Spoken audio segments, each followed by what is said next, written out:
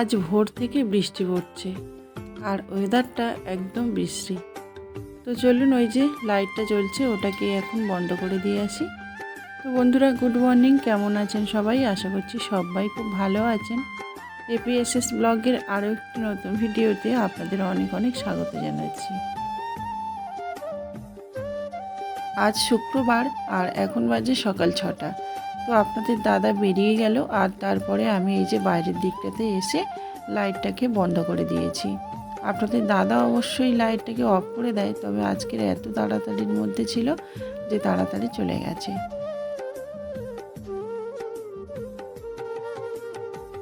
আজকের ঘুম থেকে ওঠার পর থেকে যেন কিছুই করতে ইচ্ছা হচ্ছে না, মানে বাসি কাজকর্ম আর কি। সেই জন্য ভাবলাম আগে এই কাজটা করে নিই। আর কয়েকদিন ধরে জানেন তো মনে করেছি যে ঝুড়িটা পরিষ্কার করব, মানে ওই সবজির ঝুড়িটা, কিন্তু পরিষ্কার করাই হচ্ছে না। আর বাজারপত্র সেই পরিষ্কার করার জন্য এখানে রাখা হচ্ছে না। তো সকালবেলা সেই জন্য এই কাজটা দিয়েই বাসি কাজ শুরু করলাম। আজ শুক্রবার এই ভিডিওটা শ্যুট করেছি, কিন্তু ভিডিও এডিটিংয়ের অভাবে ছাড়তে পারিনি। তো তার মাঝে অনেক কিছু ঘটনা ঘটে গেছে, জীবনে অনেক কিছু উতাল পাতাল হয়ে গেছে। তো যাই হোক, সব কিছু তো আর ব্লগের মধ্যে শেয়ার করা যায় না। কিছু কিছু কথা, কিছু কিছু ঘটনা আমাদের কিন্তু অনেকটাই বেদনা দেয়, আর সব কিছু শেয়ার করতে পারি না বলেই হয়তো আরও বেশি বেদনা দেয়। সংসারে থাকতে গেলে না আমাদেরকে অনেক কিছু ফেস করতে হয়, অনেক ঝগড়াঝাঁটি, মনোমালিন্য, অনেক অভিমান, মান, সব কিছু নিয়েই সংসারটাকে এগিয়ে নিয়ে যেতে হয়। আর প্রত্যেকটা মানুষেরই কিন্তু এগুলোকে ফেস করতে হয়। কখনো সুখ আসবে, কখনো দুঃখ আসবে, কখনো হাসি আসবে, কখনো কান্না আসবে। আর এই সময়ে যদি কেউ পাশে থাকে তাহলে কত ভালো লাগে, তাই না? তো সত্যি কথা বলতে কি, আমাদের মতো গৃহবধূদের জীবনে যদি তার স্বামী ভালো হয় আর স্বামী যদি তার পাশে থাকে, তাহলে কিন্তু অন্য কোনো বন্ধুত্বের আর প্রয়োজন হয় না। আর যখন সেই স্বামী বন্ধু থেকে শত্রুতে পরিণত হয়ে যায়, তখন কিন্তু বেঁচে থাকাটা অনেকটাই কষ্টকর হয়ে যায়, অনেকটা কঠিন হয়ে যায়।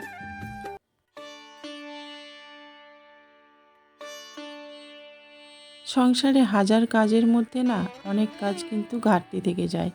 মানে আপনি যদি মনে করেন এই কাজটা আজকের করব, দেখবেন হয়তো করতেই পারলেন না। মনে থাকে না আমার, আজকাল অনেক কিছু ভুলেও যাই।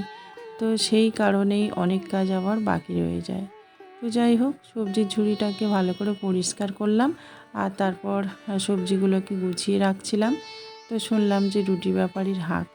বাইরে এসে রুটিটাকে আগে কিনে নেব, আজকের আর কোনো টিফিন বানাবো না। ওই রুটি দিয়ে একটু ডিম টোস্ট করব ভাবছি। তো সেই জন্যই আর কি কটা রুটি কিনে নিচ্ছি। ডিম আছে আর একটু চা, ব্যাস এটাই সকালবেলাকার টিফিন হবে। আসলে কি বলুন তো, শরীর যতই খারাপ হোক, মন যতই খারাপ হোক না কেন, আমাদেরকে খাওয়া দাওয়া করতে হবে, জীবন ধারণ করতে হবে।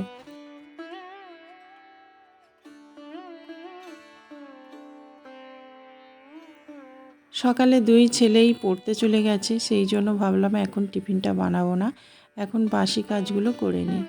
তো সৌম্য গেছে পড়তে, কারণ বৃহস্পতিবার শুক্রবার করে ওর টিউশনি পড়া থাকে, আর টিউশনি পড়ে এসে তারপর স্কুলে চলে যাবে। তো ভাবলাম তাড়াতাড়ি করে বাসি কাজগুলো করি, আর বাসি কাজ না করা হলে ওরা স্কুল বা অন্য জায়গায় যদি কোথাও যায় না, আমার মনটা কেমন করে। সেই জন্য ঝটপট করে বাসি কাজগুলো সারছি। ঘরটা মুছে নিয়েছি আর কিছু জামা কাপড় ভিজিয়ে রাখলাম, আর এই যে একটু বাসনপত্র মেজে নিয়েছি, তারপর বানিয়েছি একটু চা আর এই যে ডিম টোস্ট। তো এরই মধ্যে আমার দুই ছেলে চলে এসছে। টিফিন খাওয়ার পর ভাবলাম যে জামা কাপড়গুলো কেচে নিই। তো অনেকটাই জামা কাপড় কাচলাম, তারপরে এই যে অনেকগুলো ব্যাগ ময়লা হয়ে গেছিলো, যেগুলো আমি রোজ রোজ বাজারে নিয়ে যাই, বাজার করি। তো সেগুলোই কেচে দিয়েছি। তো অনেক কাজ আমাদের থাকে যেগুলো মানে করব করব করে করাই হয়ে ওঠে না। তো সেগুলোই করছিলাম।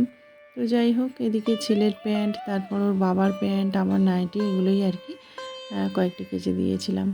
আর জানেন তো, স্নান হয়ে গেলে মনে হয় যেন অনেকটা কাজ হয়ে গেছে।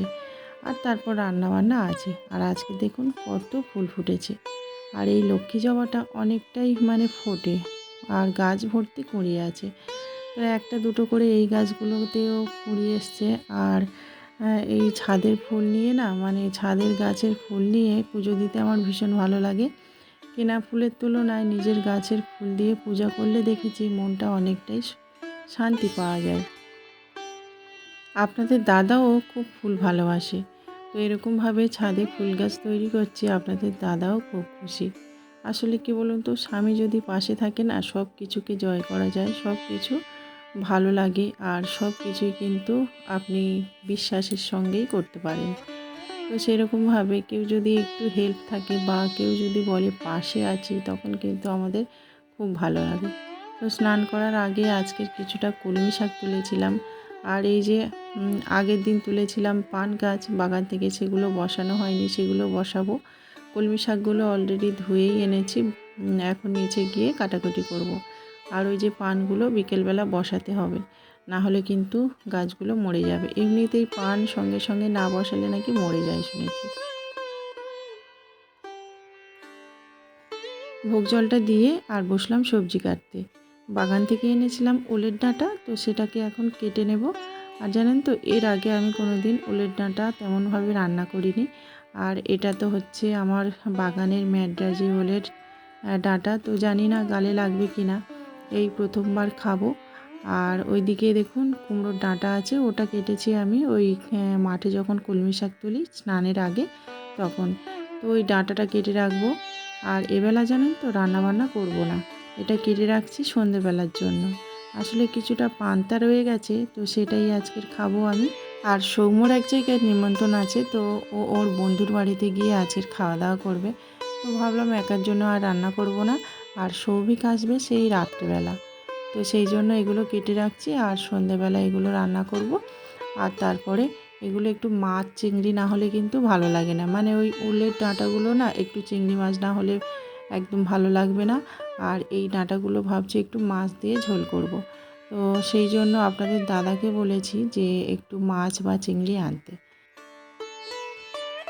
রাতের বেলা রান্না হবে, সেই জন্য কলমি শাকটা রান্না করব না, কিন্তু বেছে রাখলাম। আর এদিকে এই যে ওলের ডাঁটা, এটাকে নিয়ে এখন লবণ হলুদ মাখিয়ে রেখে দেব। হলুদ নয়, মানে লবণটা মাখিয়ে রাখলে কি হয় বলুন তো, মানে ভিতরের যে এক্সট্রা জলটা থাকে না, সেটা নিগড়ে নিলে অনেকটা বের হয়ে যায়। আর এটা করলে গালটা অনেকটাই মানে চুলকায় না। তো এরকমভাবে অনেকক্ষণ মাখিয়ে রেখে দিলে অনেক সময় কী হয় বলুন তো, ওলের ডাঁটাটা খেলে গালে ধরে বা গলা চুলকোয়, সেটা আর হয় না। তো যাই হোক, ওদিকে লবণটা মাখিয়ে ঢাকা দিয়ে রেখে এলাম।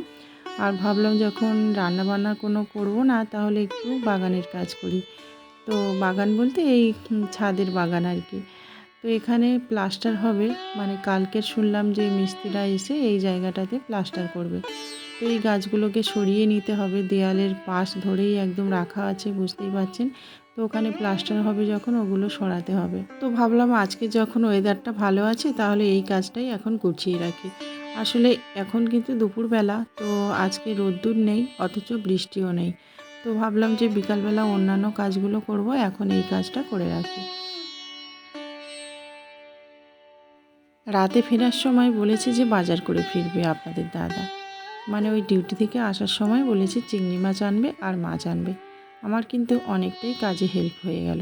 আসলে বাজার যেতে না ভালোই লাগে না বললেই চলে, কিন্তু কি করব বলুন, মানে সংসারের কাজ, আর আমি একা মানুষ, না করলেই নয়। আর আপনাদের দাদা তো কাজেই ব্যস্ত, তো সেই জন্য আমাকে সব করতে হয়। কিন্তু স্বামী যখন বন্ধু হয়ে যায় না, তখন সব কাজ কেমন যেন আসান হয়ে যায়। তো সেই রকমভাবে আপনাদের দাদা বলেছে তোমাকে আর বাজারে যেতে হবে না, রাত্রিবেলা আমি বাজার করে নিয়ে আসব। তো সেই জন্য খুশি মনে এদিকে দেখুন কাজ করতে লেগে গেছি। আর এই কাজগুলো করতে করতে কখন যেন সন্ধে হয়ে গেছে আমি টেরই পাইনি। সেই দুপুর 1টা থেকেই ছাদে এভাবে কাজ করে গেছি। আর জানেন তো, এই যে কাজগুলো আপনারা 10 মিনিটের মধ্যেই দেখে থাকেন, সেই কাজগুলো করতে কিন্তু অনেকটাই সময় লাগে। আর আমি একটু স্পিডে দিই, তাছাড়া অনেক সময় ক্যামেরা অফ করাও থাকে, তো সেই জন্য আপনারা খুব সহজেই দেখতে পান। তো যাই হোক, এই যে এদিকে দেখুন বাগান থেকে এনেছিলাম এই জবা গাছটা। আমাদের বাগানে এই গোলাপি রঙের জবা গাছটা প্রচুর ফুল দেয়। তো ভাবলাম ওখানে ফুল তো আমি নিয়ে এসে পুজো দিতে পারি না সব সময়, তো বাড়িতে যদি এরকম কয়েকটা গাছ তৈরি করা হয়, তাহলে এখানে ফুল তোলা যাবে। তো সেই জন্যই একটা ডাল ভেঙে এনেছিলাম। এখন রুট হরমোন দিয়ে ওগুলোকে বসিয়ে দেব।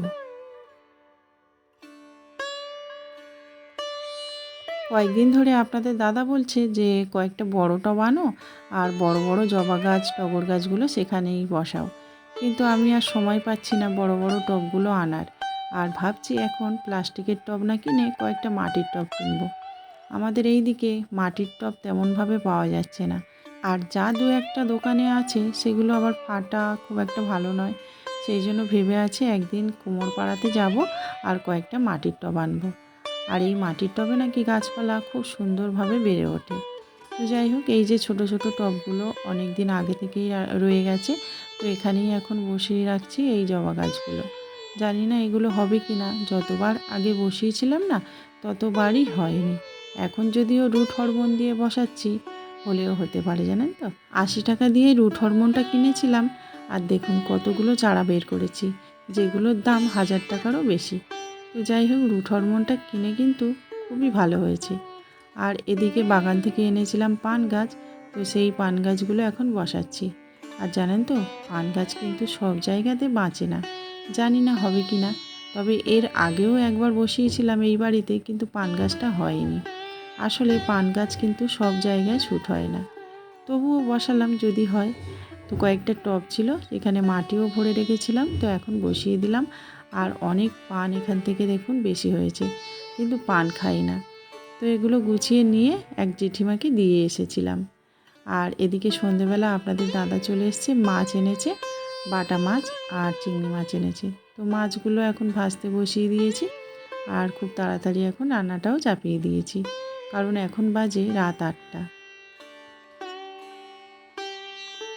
মাছ চিংড়ি দুটোই কিনে তারপর 7:30 নাগাদ ঢুকেছে আপনাদের দাদা বাড়িতে। তো তারপর আমি দেখুন চিংড়ি মাছটাকে ভালো করে পরিষ্কার করলাম, মাছটাকে ধুয়ে পরিষ্কার করে নিয়ে চাপিয়ে দিয়েছিলাম রান্না। তো ওই যে কুমড়োর ডাঁটা দিয়ে মাছের ঝোল হয়ে গেছে, আর এখন এই যে চিংড়ি মাছ দিয়ে ওলের ডাঁটাটা করছি। আর আজকে জানেন তো, ওলের ডাঁটাটাকে একটু বেটে রান্না করেছি, খেতে কিন্তু দুর্দান্ত লাগে এইভাবে করলে। তো চলুন বন্ধুরা, আজকে রান্নাবান্না দিয়েই ভিডিওটা শেষ করেছি। সকাল থেকে সন্ধে পর্যন্ত আমার এই সাধারণ জীবনের ব্লগ আপনাদের কেমন লাগলো সেটা কিন্তু কমেন্ট করতে ভুলবেন না। দেখা হচ্ছে পরবর্তী একটা ব্লগে। তো ততক্ষণ আপনারা খুব ভালো থাকুন, সুস্থ থাকুন, আর সবাইকে ভালো রাখুন। তো বন্ধু, আজকেকার মতো ভিডিওটা এখানেই শেষ করছি। নমস্কার।